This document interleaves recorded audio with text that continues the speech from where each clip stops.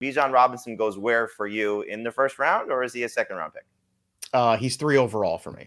Okay. And I know that's going to be, some people will say you're crazy. And I'm not a hot take kind of guy. I told you this. Like, that's not my bag. I don't go out there trying to say, oh, this is going to happen or that's going to happen. There's reason and logic behind it. And it starts with the football player himself. I've watched this guy at Texas for 2 years. And a lot of people who even cover, NFL fantasy, they don't really watch the games necessarily in college. And I understand that. Everyone's got lives and kids. I've been trying the last couple of years to do much more of that, not just to watch the highlights, but watch the games and watch and see what this guy can do. Because everybody looks good in highlights for the most part anyway.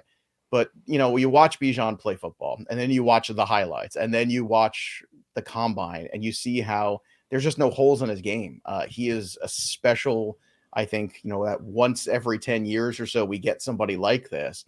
And I think it's a situation where they're going to have to run the football in Atlanta. I mean, that is going to be their MO. They have a coach who wants to run the football. They have an offensive line that did it very well with Tyler Algier last year, rushing for over 1,000 yards, which I don't think anybody had on their bingo card. I'm pretty sure nobody had that last year.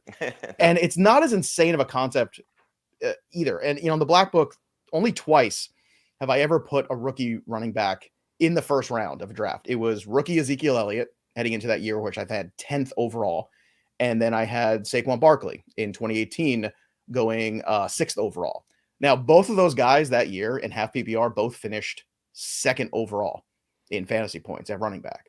So it's not a crazy concept that rookies can come in and be that too. It's funny because they finished behind, respectively. Saquon finished behind Todd Gurley, who had like 17 million touchdowns that year. And Ezekiel Elliott finished behind David Johnson, I believe, that year, if memory serves. So we're talking about some all-world seasons that were had by the guys ahead of them. So when it comes to running back, you want youth, you want carries, you want health, you want all those things. And as great as Christian McCaffrey is, we all know the health has been an issue the last couple of years. He's also a couple of years in the league. And it's something that as guys get 4 or 5 years into the league, I start to steer away from them. I'd rather be out a year early than in a year too long. And if the argument people want to make is, well, Ezekiel Elliott went into a great situation with an offensive line and a good team that year, sure, that's fine. But what about Saquon Barkley with the Giants that won 5 games in 2018? Let's not pretend like that was some prolific offense either. So I think when you look at Bijan, what they're doing here, I know Desmond Ridder has a lot of questions. Again, a player that I think is a great leader. I think it continues to work hard, and I think he might be able to at least manage this team a little bit and manage this offense. I don't have high expectations for him necessarily, but I have very high expectations for Bijan. I think I spent literally 2 weeks trying to find a comp for this guy, and I couldn't do it. This was back in January when I knew we were going to start the whole NFL mock draft season. And I was like, I got to have a comp for this guy. And eventually I landed on Edgerrin James, and I was watching the Edgerrin James football life. And I was like, that's Bijan. That's what he is. And I had a tweet about it and I put it out there, and you look, the size is, very similar. The game is very similar. They're 3 down backs. They catch the ball. They run. They have burst. They have breakaway speed. They are not afraid of contact. Every single check mark. Just keep checking the box. And Edgerrin James is one of only, I think, 3 guys in the last 25 years to lead the league in rushing 2 years in a row. So you're talking about Bijan being that guy who can come into the NFL, have an incredible season. And you know what's funny? After I had that tweet, all of a sudden NFL Network, literally about 2-3 weeks later, Edgerrin James, Bijan Robinson, that's the comp you saw everywhere. So I deserve some sort of tweet respect on that, but I'll never get it, Jamie. Not ever.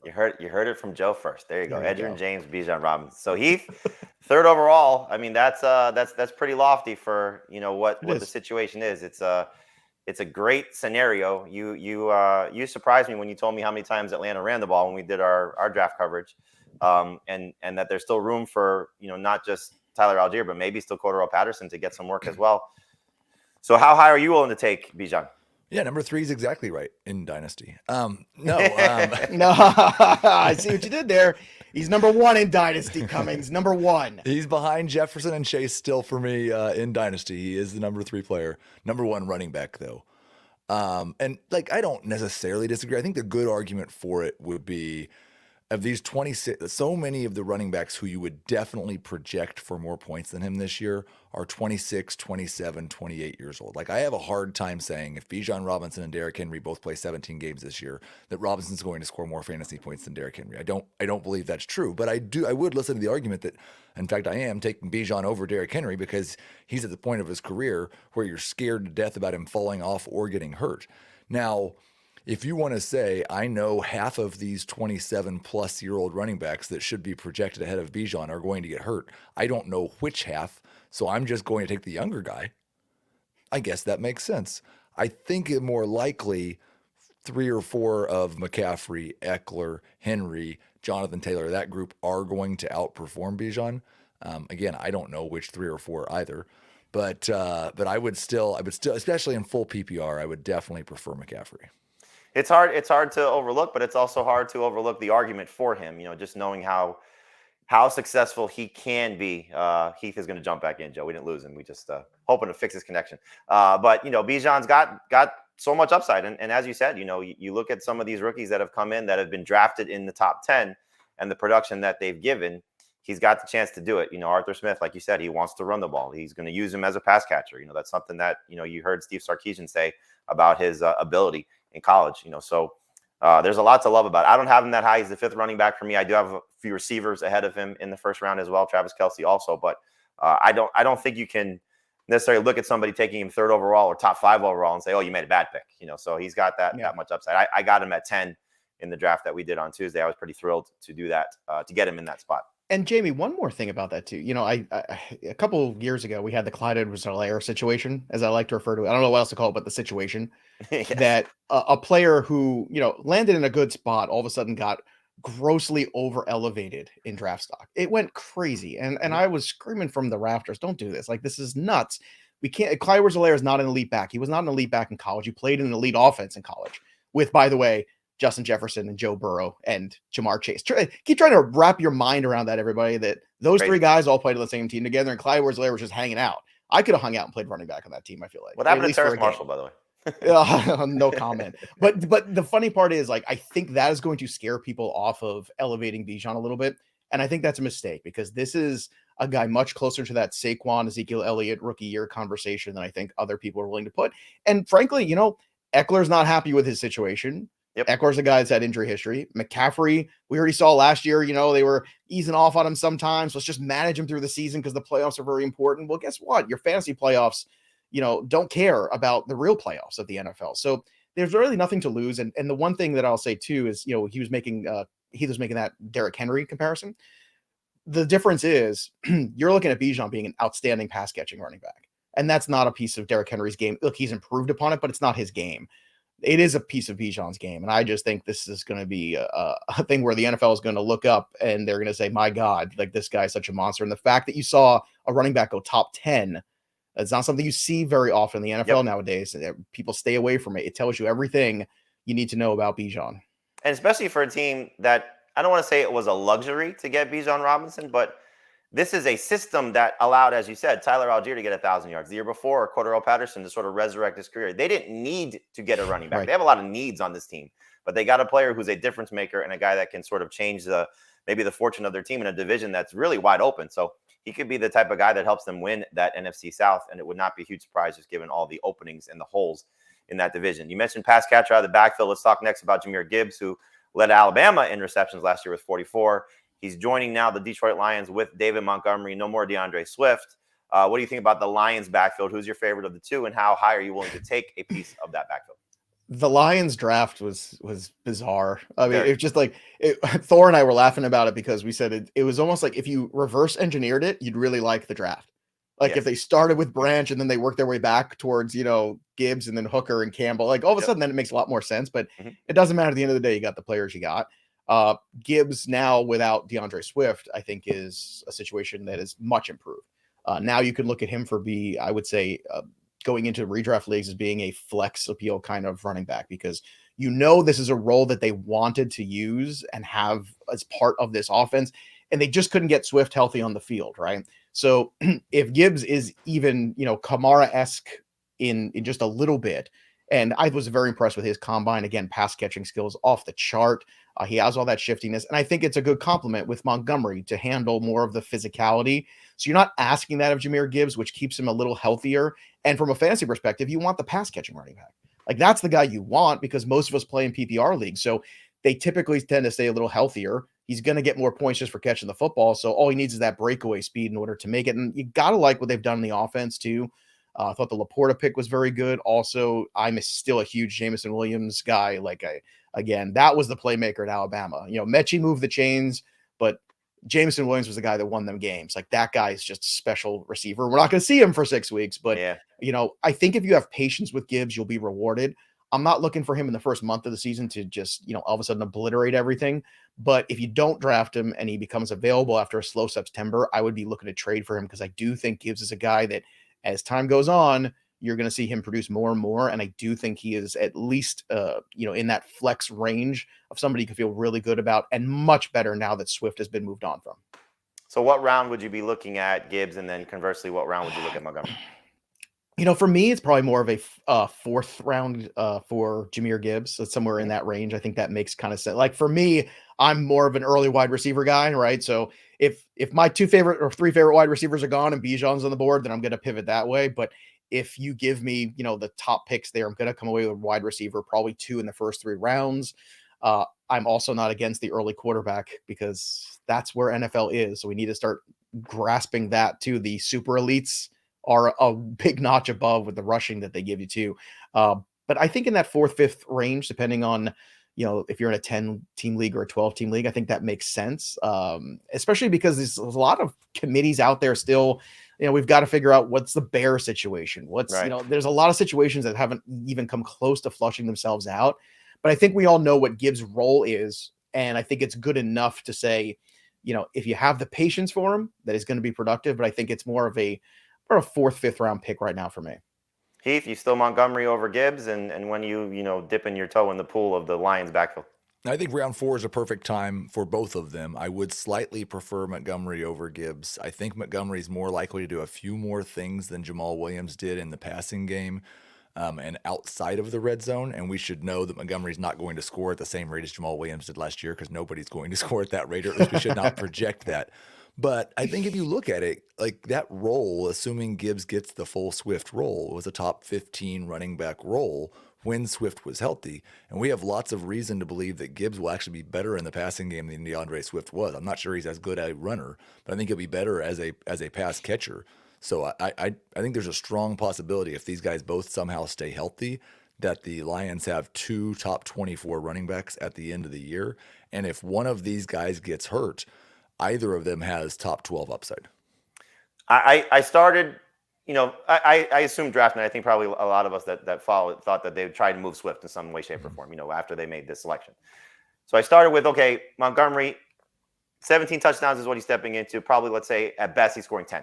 So if you want to give him those 12, 1-yard plunges that Jamal Williams had, so 10 is probably the ceiling. But the more I look at it as, they're telling us what they think of Jahmyr Gibbs by drafting him at 12, saying they would take him at 6. And this is after having, spent basically a month in whatever capacity with David Montgomery. And this isn't that Montgomery's not going to have a role, because he is. I agree with you. He's I think at this point a better version of Jamal Williams. But they are obviously in love with what they think Jahmyr Gibbs can be. And if he can become that, maybe top 15 is even too low, because of what the upside is as a potential pass catcher. We know that Jared Goff, not the most mobile of quarterbacks.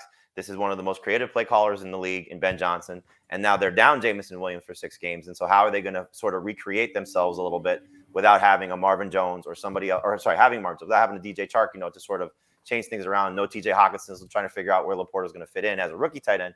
I think Gibbs could be their second best receiver the first 6 weeks of the season. Would not be a huge surprise. So for me, it's Gibbs over Montgomery. I think round 4 is a little bit too soon for him, just given the fact that if he doesn't score those touchdowns, he might be a little bit of trouble.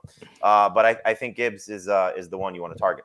One more running back situation I want to look at here with you, Joe, before we get into some news and notes. The situation in Seattle. So Ken Walker was great last year. I think a lot of us were hoping he's going to build off that season. I went to the owners' meetings. I know you like when I give you some of these name drops that I do. That's my favorite. So I'm just jealous. I don't get to go anywhere. You get to go all these places. I'm in New Jersey. Like, where do I go? Nowhere. I asked Pete Carroll, how does Ken Walker get better? And he said, we're going to ask him to be a little bit more involved in the passing game. Now that might be something that he needs because of the addition of Zach Charbonnet from UCLA in the second round. So how do you view this this backfield battle, as Pete Carroll called it? He came out and addressed it. He said they're going to battle for the lead role. I feel like this was, sometimes people have, scars from, PTSD things and stuff like that. Like that's kind of Pete Carroll's thing with the running backs in the last 5 years. I feel like just everyone's always hurt. He can't get a healthy one. It's Chris Carson. It's DJ Dallas. They've gone through so many different names in the last 3 or 4 years. Rashad Penny's had his moments and he just couldn't get any consistency. And I think all of us collectively were very, I would say, upset by the landing spot of Zach Charbonnet, because we all looked at him as a potential 3-down back. And not only had potentially hurt Charbonnet's value, but it will also hurt Ken Walker's value. This is why it's good to take a couple days and kind of simmer and think about things. Because I think the more I thought about this one, and you see the draft capital they used on Zach Charbonnet, I feel like he has the inside track to kind of win out over time. Ken Walker is a very good running back. There's deficits to Ken Walker's game. You mentioned, being more useful in the passing game. You mentioned also something that Charbonnet does well, which is he can catch the ball in the backfield. To me, I think Charbonnet is the guy that I want to target because I think he will have the lesser draft capital, number one. Yep. And I think, to me, I always want the lesser draft capital guy who might be as good, if not better, than the guy ahead of him. It's sort of like last year going into the situation where, Khalil Herbert was kind of a steal. And like, give me Khalil Herbert really late than David Montgomery is and what's a very questionable offense. I think the Seattle offense can be much better than that Chicago situation. But to me, when I'm talking about draft capital, I think in redraft, Charbonnet is going to be one of those guys that kind of just drifts off because people are afraid and don't know what to do with it. And I'd rather have that on my roster because if there is an injury to Walker, who, by the way, Ken Walker had a couple really big smash games. But then as time got on, I know he played San Fran a couple times, and that's a tough run defense. There were some moments there where towards the end, Walker was, I think, less than exciting. And we started to get that same feeling I think Pete Carroll did was, oh, no, here we go again. So let me get the insurance policy. But they might have to actually cash that insurance policy sooner than you think. So Charbonnet, to me, is the more appealing target because it's going to cost me less. He might be the better guy. When all is said and done, he could end up having more fantasy points than Walker, who I think is going to go a few rounds ahead of him, especially, unless something changes when we get to August. Yeah. We had Heath, just real quick, just to tie in what Joe was saying. In the draft that we did, and we'll get into more of this in depth tomorrow, Walker was in round 3 and Charbonnet was round 9. Like, to me, that's a no-brainer. No-brainer. Charbonnet in round 9. So Heath, is that the philosophy you would, approach it as well? Probably 2 rounds too early for Walker and maybe a round too late for Charbonnet there. I think, like, Joe hit on one of the things that's a concern for Walker, and that is that Charbonnet's got more proof that he's good in the passing game already in college than Walker does after a year in the NFL. The other problem is, and Chris Towers brought this up last week, I think Ken Walker was just about league average in terms of rush yards over expectation, but he was next to last in terms of the number of runs where he outperformed expectation. He had some huge boom plays. He had a lot of plays where he lost yardage on plays where there was a positive expectation. That's the type of thing that leads to a DeAndre Swift, Jamal Williams situation where we need 1 yard. I don't know if DeAndre Swift can get us 1 yard. I know Jamal Williams can get us 1 yard. I think Charbonnet could get that short yardage role over Ken Walker as well. If Walker ends up with very little passing game work, very little short yardage work, it's hard to see how he justifies a 5th round pick, much less a 3rd round pick. So I'm definitely with Joe here. At cost, I prefer Charbonnet over Walker. I do prefer Walker if they were the same cost. I think I've got Walker at RB 24 or 25, and Charbonnet is closer to RB 36. But that 3rd to 9th round difference is way too big. I was rounds too is so right. Like, one is going around too early, and one's going around too late. Like, you nailed that. I think that's exactly my big take from what you just told me. Yeah, I the way I've been saying it is, it feels like Pete Carroll wants a little bit more of a guy that can get you some singles and doubles, as opposed to just waiting for Walker to hit the home run. And so that's something that we could certainly see. And this is obviously a coach that has proven he's going to let them compete. And the draft capital is the same, both 2nd round picks in the NFL draft, and we'll see if Walker can hold him off. But yeah, this was the worst situation that came out of the NFL draft for fantasy.